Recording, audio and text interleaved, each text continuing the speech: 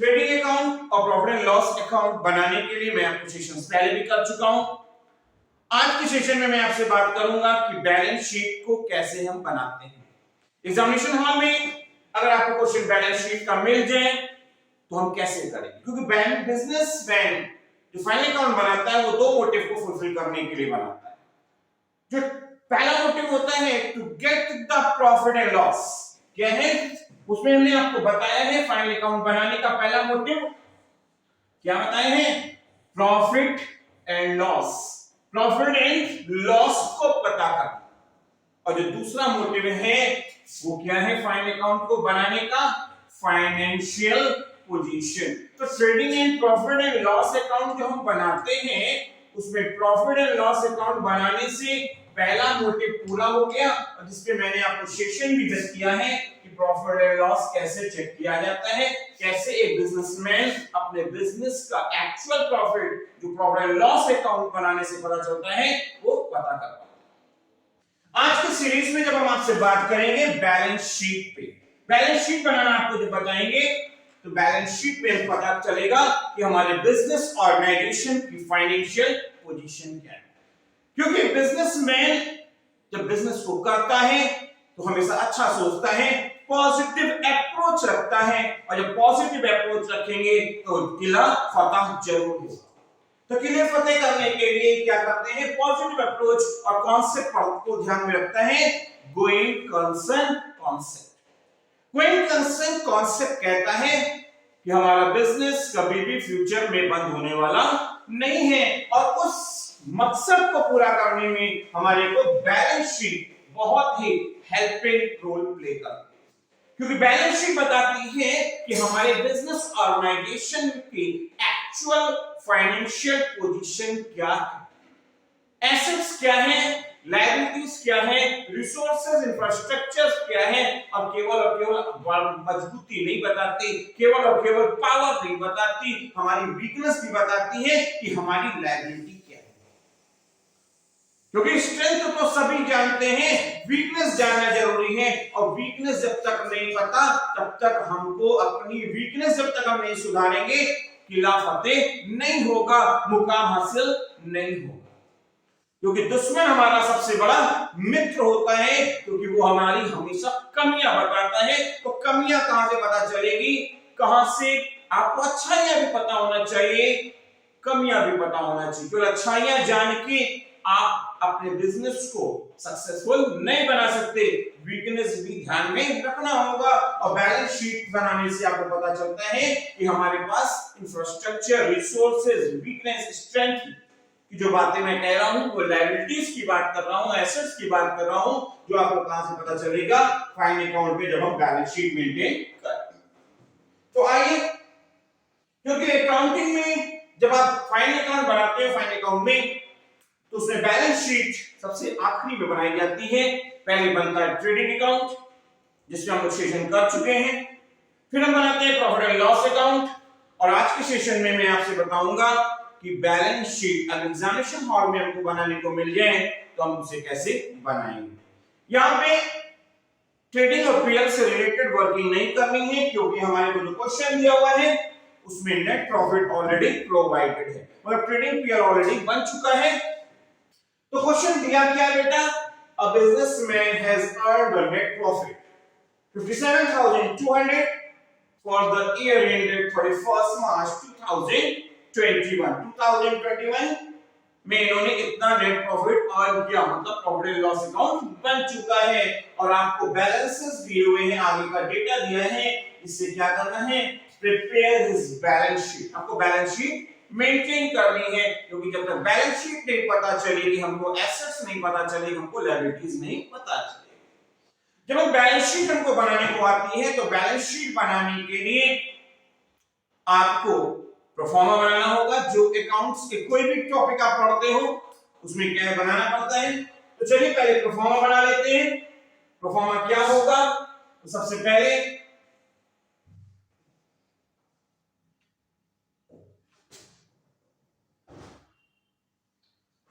क्या बनना है हमारा प्रोफार्मा,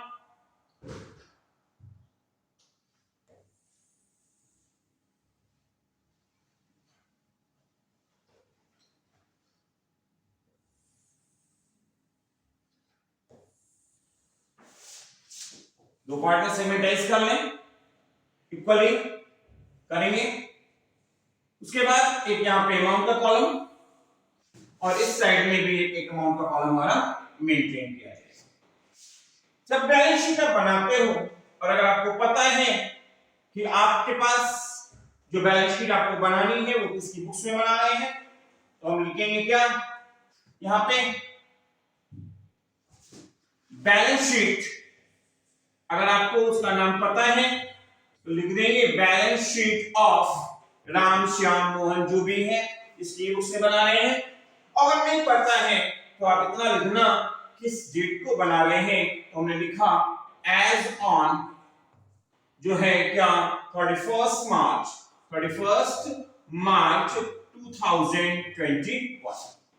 बैलेंस शीट का जो प्रोफार्मा होता है वो होता है लिएबिलिटीज अमाउंट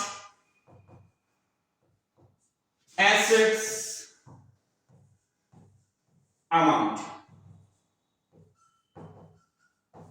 और आपको पता है कि बैलेंस शीट के दोनों साइड का टोटल जो होगा वो क्या आएगा, सेम आएगा, क्योंकि बैलेंस शीट में दोनों साइड के टोटल जब मैच करता है इक्वल आता है, इसका मतलब है कि जो भी कुछ आपने बैलेंस शीट में रिकॉर्ड किया है वो एकदम सही रिकॉर्ड किया है। तो चलिए शुरुआत करेंगे और बैलेंस शीट की लायबिलिटी साइड में आप सबसे पहले आपको लिखना होगा कैपिटल, और याद रखिएगा इसकी अमाउंट हमेशा अंदर के कॉलम में लिखनी चाहिए।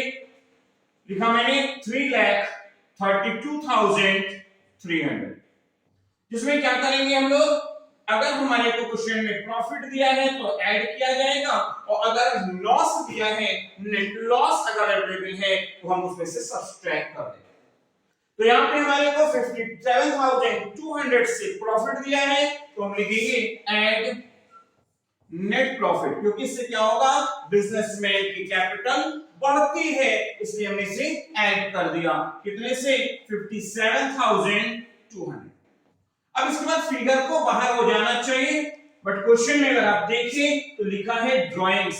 ड्राइंग्स का मतलब जानते ही होंगे आप लोग, फिर भी मैं बताना चाहूंगा। ड्राइंग्स का मतलब है जब बिजनेसमैन बिजनेस से पर्सनल यूजेस के लिए पैसा निकालता है तो क्या होता है उसकी कैपिटल का जो पार्ट वो अपने पर्सनल यूजेस में ले लेता है उसे हम लोग ड्राइंग्स कहते हैं। जो यहाँ पे क्या होगी, अगर दिया है तो हम उसे यहाँ पे सब्सट्रैक्ट कर देंगे। तो लिखा मैंने लेस ड्राइंग्स, जिसकी फिगर है हमारी 6,000 रुपीज, जो इसमें से माइनस हो जाएगा, और रिमेनिंग फिगर जो होगी वो बाहर के कॉलम में रिकॉर्ड कर देंगे। तो आपका आया क्या,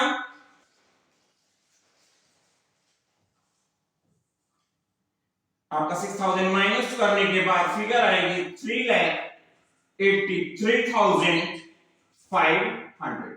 लिख दिया है हमने। उसके बाद हमारे को दिया है बिल्स पेपर, जिसे शॉर्ट में ऐसे लिख देंगे। कितने से दिया है 3,200।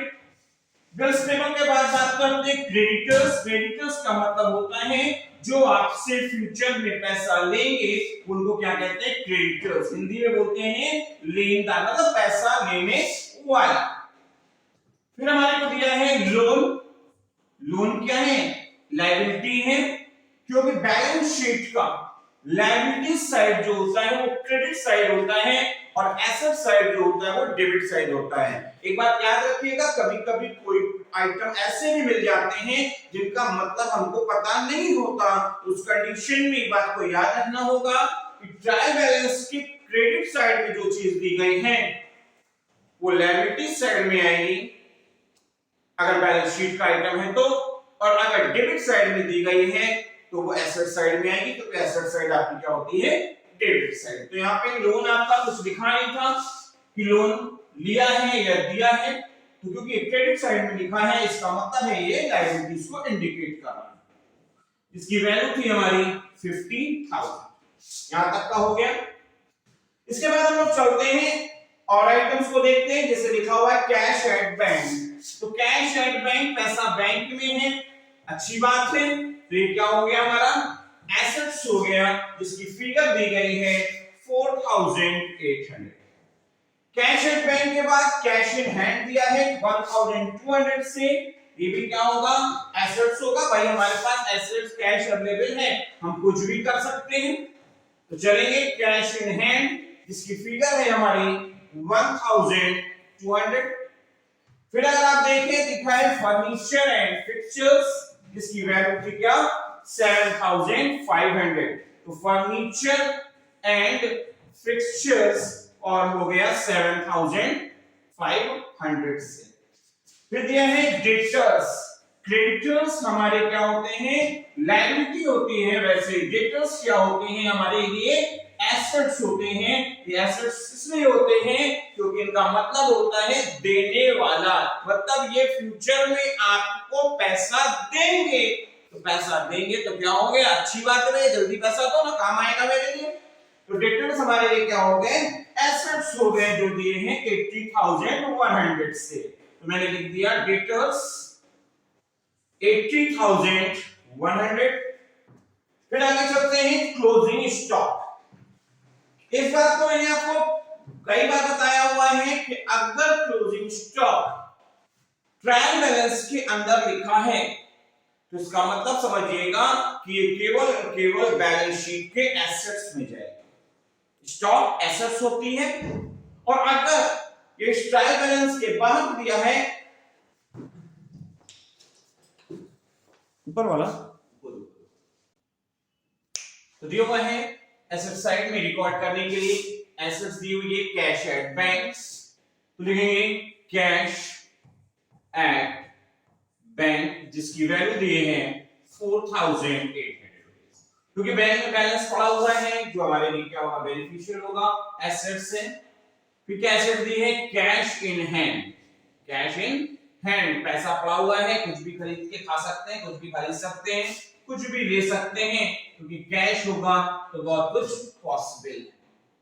फिर एसेट्स की सीरीज में अगर आप देखें, क्योंकि एसेट साइड हमारा क्या होता है, डेबिट साइड होता है, तो फर्नीचर आपके ट्रायल बैलेंस पे फर्नीचर एंड फिक्सचर्स लिखेंगे 7500 से।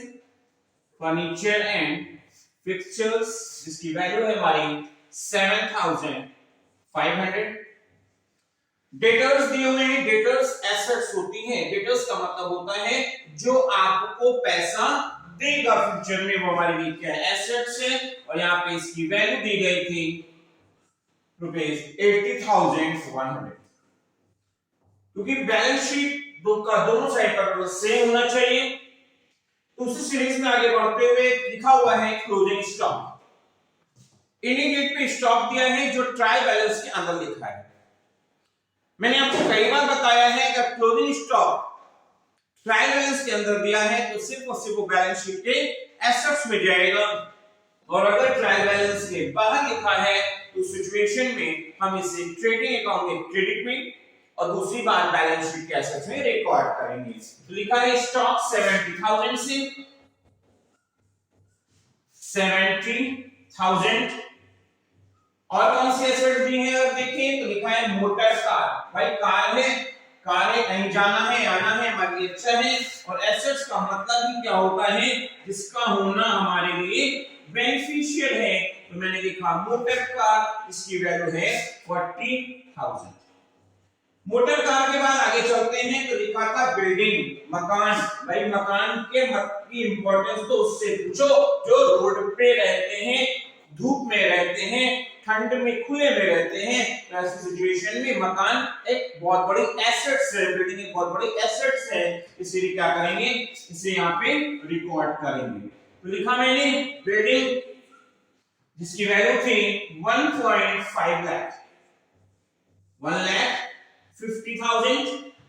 फिर क्या है, प्लांट एंड मशीनरी, क्योंकि आज का समय क्या है, मशीनरी का समय है। मशीन से जब किसी का प्रोडक्शन करते हैं तो वो क्या होता है, कॉस्ट भी बचती है, क्वालिटी जनरेट होती है, समय बचता है। तो प्लांट एंड मशीनरी भी क्या हो गई हमारे लिए, एसेट्स हो गई, जिसे हम लोग को एसेट साइड में रिकॉर्ड करना होगा।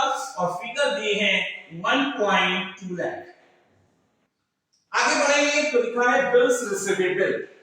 बिल्स रिसीवेबल नाम ही क्या है, रिसीवेबल, एक ऐसा डॉक्यूमेंट जो बिल ऑफ एक्सचेंज में आपने इसे पढ़ा भी होगा, एक ऐसा बिल, एक ऐसा डॉक्यूमेंट जो आपको फ्यूचर में पैसा रियलाइज कराएगा, जिसकी वैल्यू है हमारी बिल्स रिसीवेबल की। देखें तो लिखा है 4400।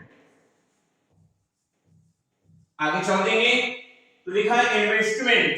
भाई हम जगह जगह पे इन्वेस्टमेंट करते हैं हम आप, और इन्वेस्टमेंट इसलिए करते हैं ताकि उससे कुछ और पैसा गेन कर सके। हम एसआईपी में पैसा लगाते हैं, म्यूचुअल फंड में पैसा लगाते हैं, हम शेयर्स में पैसा लगाते हैं, बैंक के एफडीज कराते हैं, तो बहुत सारी चीजें ऐसी हम लोग करते हैं और उसके थ्रू क्या होता है अर्निंग। तो इन्वेस्टमेंट क्या हो गया हमारे लिए, एसेट्स हो गई, तो इसकी वैल्यू दी गई है हमारी, आप देखेंगे लिखा है 20,000। तो सारी चीजें रिकॉर्ड कर ली हैं, और रिकॉर्ड करने के बाद हमको देखना होगा कि हमारा बोथ साइड का टोटल मैच हो रहा है कि नहीं हो रहा है, क्योंकि बैलेंस शीट के सही होने का पैरामीटर यही है कि बैलेंस शीट के दोनों साइड का टोटल सेम होना चाहिए। Assets is equal to liabilities. तो जानेंगे assets is equal to liabilities हो रहा है कि नहीं हो रहा है, चेक करेंगे।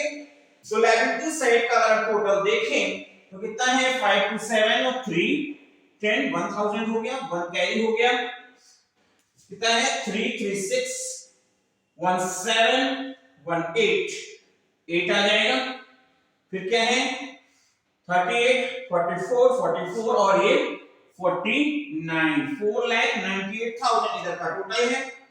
इधर के टोटल को देखें तो 8 to 10 15 16 और 4 क्या हो गया 20, 2 कैरी है, 2 कैरी आएगा, 4 प्लस 2 कर दे 6 प्लस 1 7 7 14 14 14 14 4 18 आंसर मैच होता दिख रहा है।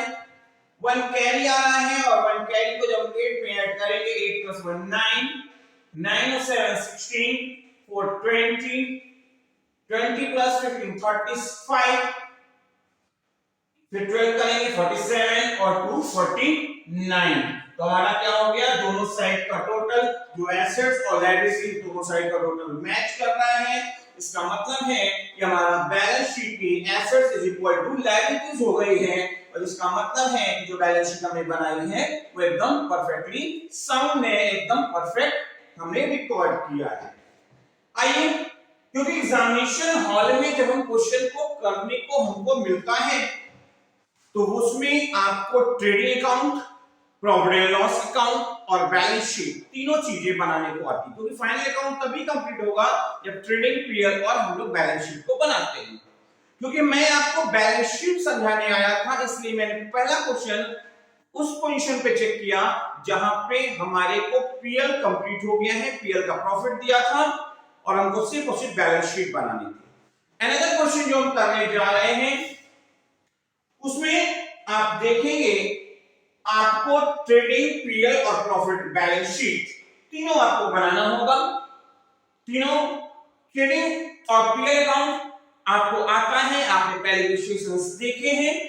तो हम आज आपको जो क्वेश्चन कराने जा रहे हैं वो दिया हुआ है, आप देख रहे हैं स्क्रीन पे क्या लिखा है। The trial balance shows the following balances as at 31st March। हमको क्या बनाना है, prepare trading account, profit and loss account and balance sheet, तीनों चीजें बनानी है। ट्रेडिंग, प्रॉफिट एंड लॉस और बैलेंस शीट बनानी है। और सबसे पहले बनता है ट्रेडिंग अकाउंट। ट्रेडिंग अकाउंट जहां कंप्लीट होता है उसी सेम प्रोफॉर्मे पे आपने देखा है हम लोग profit and loss account start कर देते हैं, जहां पे ग्रॉस प्रॉफिट या ग्रॉस लॉस अक्रॉस ट्रांसफर होके जाता है। तो स्टार्ट करेंगे, सबसे पहले ट्रेडिंग अकाउंट का परफॉर्मा बना लेते हैं। तो बनाएंगे trading and profit and loss account का परफॉर्मा, जो हमारे को पहले तो क्रॉस लाइन करेंगे, 20 से क्या करना है, सिंपलाइज करना होगा। ये क्या हो गया, अमाउंट का कॉलम इधर हो गया, एक अमाउंट का कॉलम हमारा क्या होगा, इस साइड होगा, हो जाएगा। ऊपर लिखेंगे क्या बनाने जा रहे हैं, तो हमने लिखा trading and profit and loss account for the year ended, और जो डेट दी गई है हमारे को 31st मार्च 2021। हमारा कॉलम क्या है तो देखेंगे दिया है पर्टिकुलर्स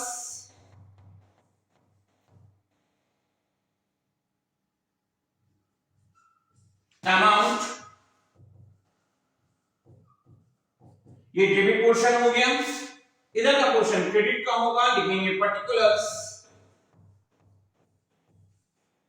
अमाउंट।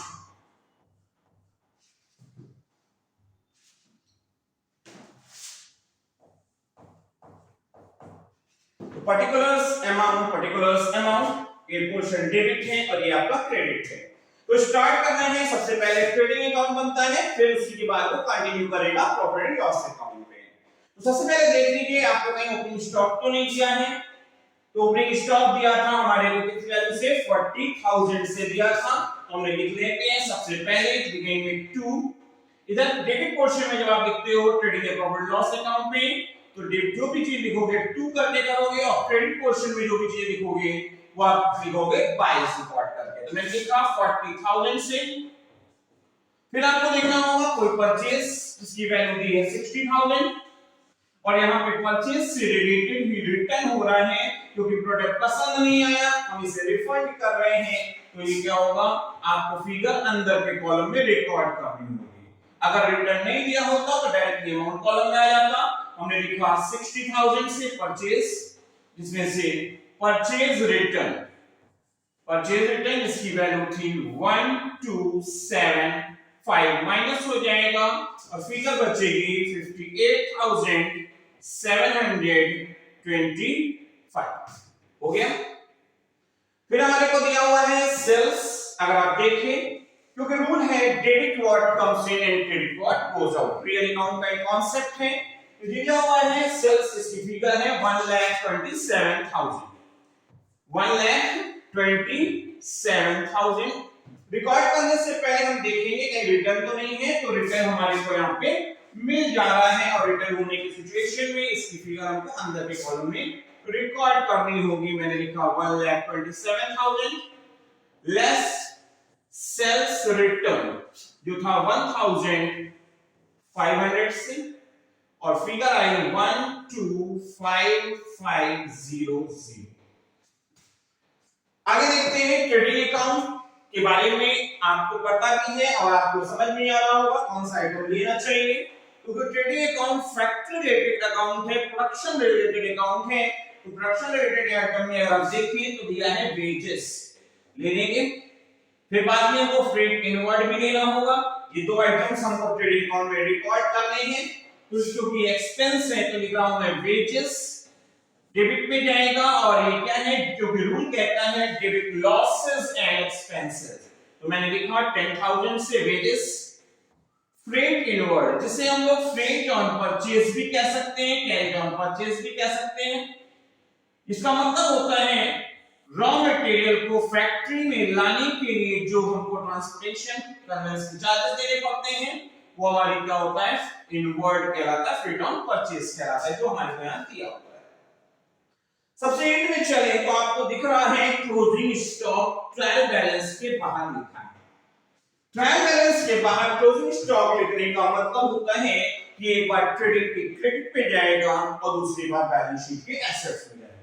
क्योंकि हम ट्रेडिंग अकाउंट बना रहे हैं तो मैंने को लिखना होगा बाय क्लोजिंग स्टॉक, जिसकी फिगर आपको देखें तो दिया है 35,000। कितने से दिया है 35,000 दिया है। आई थिंक सारे आइटम्स ट्रेडिंग अकाउंट से रिकॉर्ड हो चुके हैं और हमको रिकॉर्ड करने के बाद देखना होगा कि हमारा टोटल किधर का ज्यादा है और मेरे को लग रहा है कि क्रेडिट का टोटल ज्यादा है, जिससे एक लेवल पर हम लोग क्या करेंगे रिकॉर्ड कर लेंगे। तो रिकॉर्ड करते हैं एक लेवल पर, तो इधर का टोटल है 160,500।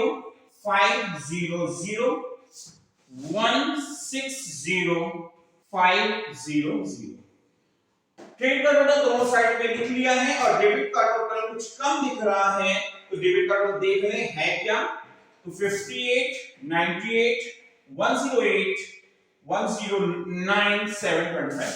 तो 109,725 हमारा डेबिट का टोटल है और क्रेडिट का था तो डिफरेंस फिगर हमारी जो बचेगी वो बचेगी 50,775, जो हमारा क्या होगा ग्रॉस प्रॉफिट हो जाएगा, फैक्ट्री का प्रॉफिट हो जाएगा। और जो हमारा रियल प्रॉफिट तो नहीं होता, एक टेंटेटिव होता है, ये ट्रेंड बताता है कि हमारे को फैक्ट्री लेवल पे जो प्रॉफिट हो रहा है वो नेट प्रॉफिट होते होते कितना जेन्युइन प्लेटफॉर्म है, क्या वो इतनी जेन्युइन इनकम अर्न कर पाएगा, इसके बारे में प्रेडिक्शन करने के लिए factory related account, trading account बना के हम ग्रॉस प्रॉफिट या ग्रॉस लॉस चेक करते हैं। तो आ चुका है 50,775, क्योंकि क्रेडिट का टोटल हमारा ज्यादा था तो डेबिट साइड में लिखेंगे to net profit to gross profit CD, और आपकी फिगर आई थी 50,775। ये हो गया ट्रेडिंग अकाउंट। अब ट्रेडिंग अकाउंट के बाद हमको क्या करना होगा, इसको अक्रॉस ट्रांसफर करके ग्रॉस प्रॉफिट को सीडी से बीडी ले जाना होगा इस टोटल के बाद, और हम लिखेंगे बाय ग्रॉस प्रॉफिट बीडी, जिसकी फिगर आपकी कितनी थी 50,775। PL account, profit and loss account एक नॉमिनल अकाउंट है, इसका कॉन्सेप्ट है debit losses and expenses, credit gains and income. तो डेबिट लॉसेस एंड एक्सपेंसेस सीधा सीधा मतलब इतना भी समझिएगा, जो एक्सपेंडिचर्स ट्रेडिंग अकाउंट में रिकॉर्ड नहीं हुए वो कहां जाएंगे, सिर्फ और सिर्फ पीएल अकाउंट में जाएंगे, क्योंकि इसके बाद बैलेंस शीट में एक्सपेंस, इनकम, गेन और रिसीविंग रिकॉर्ड नहीं होती, वहां क्या रिकॉर्ड होता है, सिंपली आपके एसेट्स और लायबिलिटीज। तो आपके पास बचा क्या क्या है, तो देखेंगे लिखा हुआ था आपका, ये दिया हुआ है आपको बैंक चार्जेस के दिए हुए हैं, आपको सैलरीज के दिए हैं जब पीएल अकाउंट में जाएंगे, आपको फ्रेट इनवर्ड के बाद आउटवर्ड दिया हुआ है जो आपका पीएल में जाएगा, आपका रेंट एंड टैक्सेस, एडवर्टाइजमेंट, इतने आइटम आपको क्या करना होगा, पीएल अकाउंट के डेबिट साइड में रिकॉर्ड करना होगा। तो चलिए रिकॉर्ड करते हैं। मैंने लिखा टू डिस्काउंट, जिसकी फिगर क्या है बेटा 350।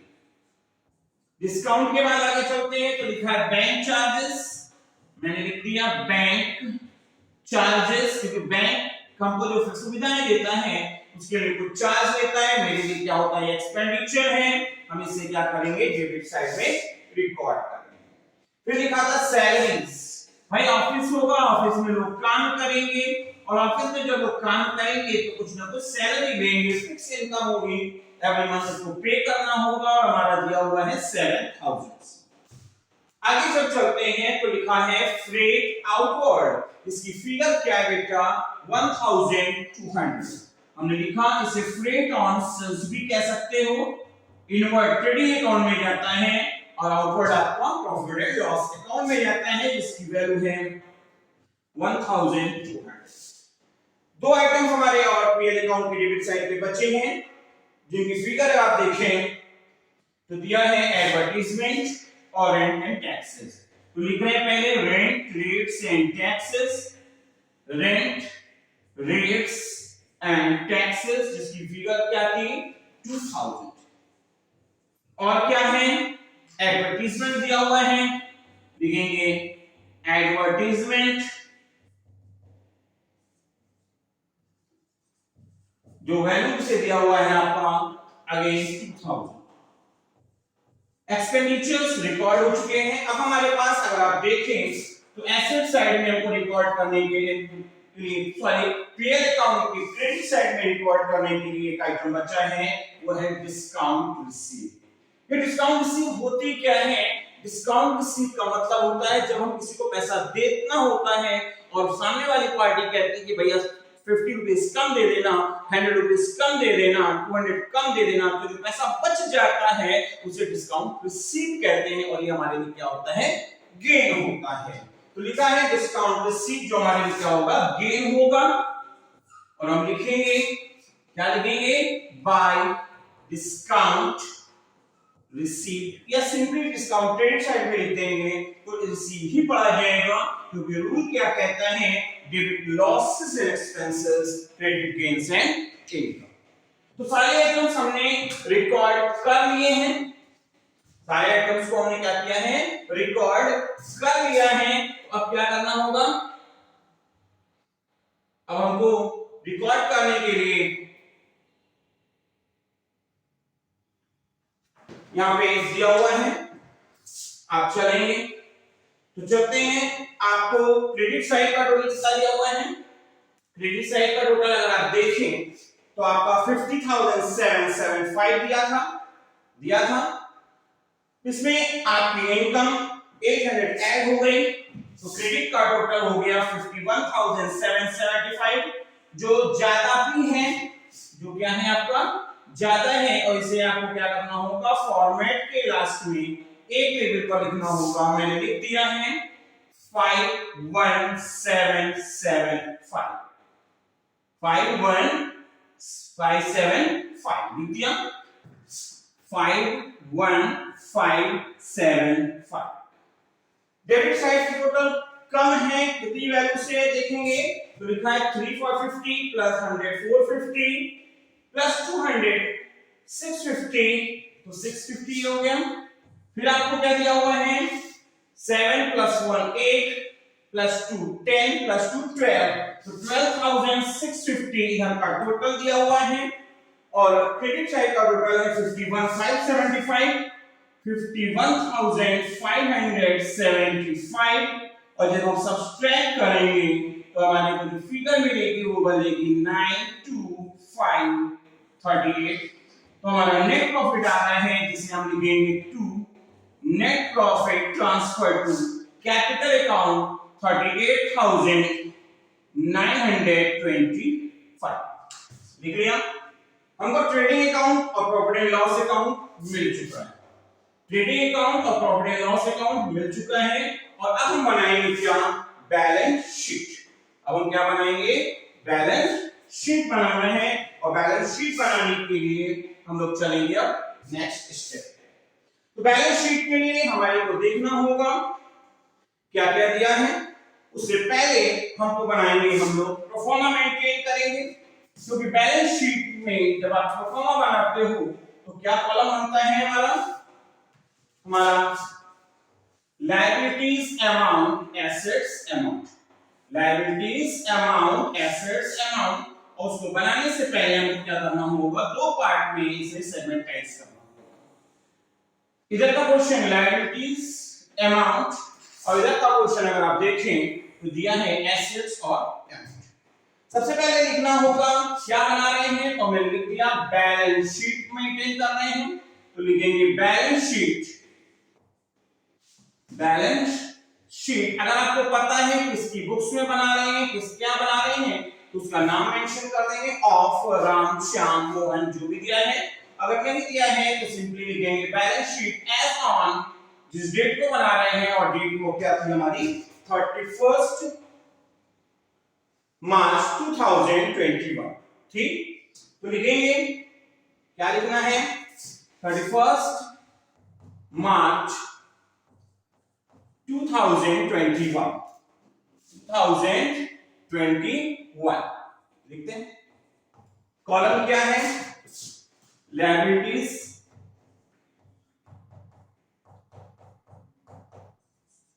अमाउंट एसेट्स अमाउंट, लिख लें लायबिलिटीज अमाउंट एसेट्स अमाउंट हो गई। अब करना क्या है, हमको देखना होगा कि हमको लायबिलिटीज में क्या दिया है। तो हम देख रहे हैं हमारे को लिखा था कैपिटल, इसकी फिगर थी 1,13,075 रुपीस, 1,13,075, और हमारा नेट प्रॉफिट आ रहा था 38,925। 1,13,075 दिया है और 38,925 का प्रॉफिट है, तो लिखेंगे यहाँ पे आपको अंदर के कॉलम में लिखना होगा। तो लिखा है आपका 1,13,075, जिसमें हम अपने नेट प्रॉफिट को क्या करेंगे, ऐड कर देंगे, क्योंकि प्रॉफिट होने पर हमारी कैपिटल बढ़ जाएगी, और कितनी 38,925 हो गया।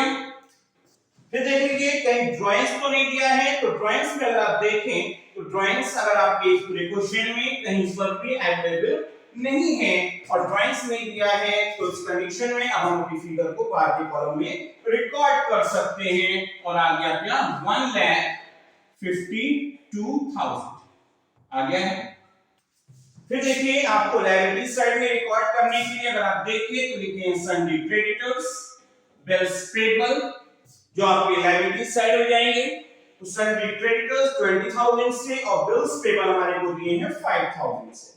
तो लिखेंगे क्रेडिटर्स जिसकी वैल्यू थी 20,000, बिल्स पेबल एक ऐसा डॉक्यूमेंट जो आपसे क्या करेगा, पेमेंट कराएगा और उसकी फिगर है हमारी क्या 5,000 हो गया। फिर आप देखिए आपको और क्या आइटम दिए हैं, तो लायबिलिटी साइड में कैपिटल हो गया है, क्रेडिटर हो गया है, बिल्स पेबल हो चुका है, प्रॉफिट हम ऐड कर चुके हैं। हमारे पास अब लायबिलिटी साइड के लिए कोई भी आइटम नहीं है, तो स्टार्ट करेंगे एसेट साइड में और एसेट साइड में देखेंगे तो लिखा था प्लांट एंड मशीनरी 90,000 से, सन्डी क्रेडिटर्स 45,000 से, जो एसेट साइड में क्या होंगे रिकॉर्ड होंगे। तो मैं लिख देता हूं प्लांट एंड मशीनरी 90,000, डेटर्स जिसकी वैल्यू है हमारी 45,000, डेटर्स एसेट्स होते हैं और एसेट्स होना का मतलब इसलिए एसेट्स है क्योंकि मैं डेटर्स उस पॉइंट को कहते हैं, उस वस्तु को कहते हैं जो आपको फ्यूचर में पैसा देगा। जो आपको फ्यूचर में पैसा देगा तो वो क्या है आपके लिए एसेट्स है, क्योंकि एसेट्स का मतलब मैं कहता हूं कि एसेट्स हर उस चीज को कहेंगे जिसका होना हमारे लिए बेनिफिशियल है, फायदेमंद है, तो उसे हम क्या कहते हैं एसेट्स कहते हैं। तो मैंने लिख लिया क्या प्लांट एंड मशीनरी हो गया है हमारा, हमारे डेटर्स हो चुके हैं और अब अगर देखें तो लिखा क्या है आपको ओपनिंग स्टॉक आएगा नहीं, बैंक चार्ज आएगा नहीं, डेटर्स सैलरी वेजेस से मतलब नहीं है। हमारे पास है कैश एट बैंक जो है 7,000 से और वन एंड ओनली अब जो बचेगा उसके बाद वो होगा क्लोजिंग स्टॉक। तो कैश एट बैंक 7,000 से और क्लोजिंग स्टॉक को रिकॉर्ड करना है 35,000 से।